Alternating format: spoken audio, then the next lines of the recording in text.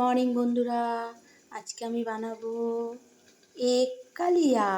এটা বানাতে যা যা লাগবে, প্রথমে কড়াইতে একটু সরষের তেল দিলাম, এবার একটা তেজপাতা ফোড়ন দেবো। আমি একটা তেজপাতা ফোড়ন দিয়ে দিলাম, আর এর মধ্যে আমি একটু পেঁয়াজ কুচি দিয়ে দিলাম, এটা ভেজে নেবো।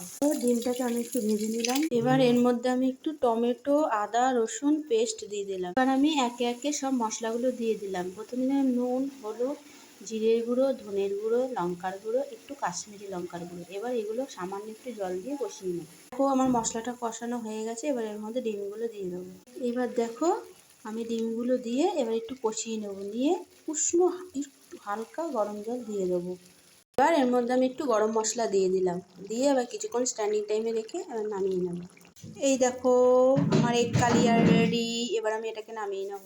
এই দেখো আমার রান্না রেডি। এগ কালিয়া কেমন হয়েছে তোমরা কমেন্ট করে জানিও।